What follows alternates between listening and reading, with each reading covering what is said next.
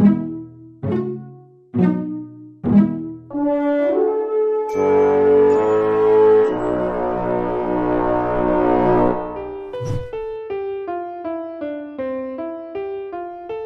the Humana Festival of New American Plays got underway last February at Actors Theatre of Louisville, artistic director Marc Masterson announced that he would be leaving to take the lead at South Coast Rep. At that point, most of the season that begins at the end of August was already in place, though it still remains for interim artistic director Sean Daniels and the staff to put together the most important event in American theater. I sat down with Sean recently to discuss the upcoming season. Talking about the possibility of his continuing in the role of artistic director permanently, he kept his cards carefully breasted.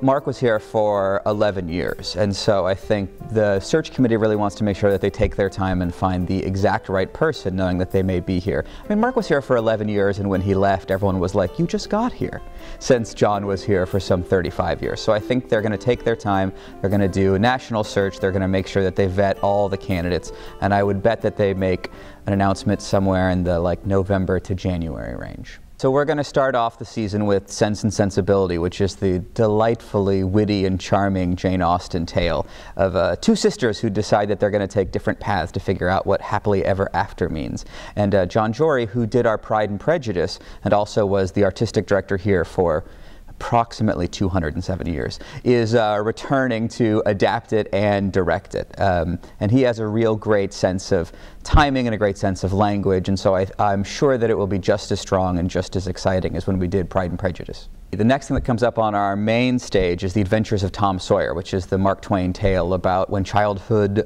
leaves you and what are those last final summers like. And it's actually being written by Laura Eason, who is the up-and-coming playwright in America right now, so we're thrilled to have her here. The show has been done once at Hartford Stage, and so what's going to happen is that it's going to start here and then it's going to actually tour through the country, eventually landing off Broadway in New York. So it's a real exciting moment, even outside of Humana, for us to take the work that we do here in Louisville, take it around the country, and then plant it in New York. So then, after that happens, we'll have our holiday shows. We'll have Dracula, A Christmas Story, and A Christmas Carol, which is a fantastic time to be here at the theater because the lobbies are packed full of people who are often attending for the first time or children that are here for the first time. And if you've never been, you should figure out a way to sneak into a Dracula student matinee. Strange fact we've discovered, when they get scared, girls will hold each other's hands and boys will run. So I think perhaps that says something about us as a people. In the fall, then, we're doing Re-Entry, which is written by KJ Sanchez and Emily Ackerman. And the two of them, I know that Emily had a brother that served overseas, and when he came home, she realized that there weren't really enough stories, not just about how tough it is, but really about what are the heartwarming tales, what does it mean to be reunited with your family. And so the two of them endeavored to do tons of interviews. So it's not what I would call a political show. I would say it's more a personal show about what does it mean for our troops to return home and how do they reintegrate themselves into society.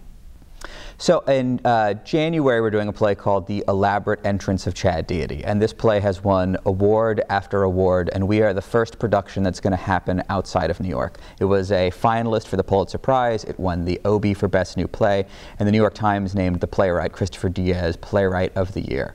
And it is a play that tries to mix American politics and professional wrestling into one giant show. So we will actually turn the Bingham Theater into a professional wrestling rink because it's kind of built that way. If you've ever been in there, it seems like it's meant to be a boxing ring, and to be able to take on the show in that space. The last show of our season before we get into Humana is called In the Next Room, or The Vibrator Play by Sarah Ruhl. And this is a Tony-nominated Pulitzer Prize finalist about really awkward people falling in love. And I know the majority of people who are watching this, myself included, are awkward people who have fallen in love at some point. So I think it's actually a great story to be able to see, you know, turn of the century, how people were dealing with these issues and how they were falling in love and finding each other. After we get done with those plays, then we head into the Humana Festival, which is, if you don't know, where we do 7 world premieres in rep, and then from that point they launch into the world, into the regions, into smaller theaters, into New York. And so it becomes kind of a shopping trip for the American theater, for them to come in and see what is the next big thing that's going to happen on the American stage.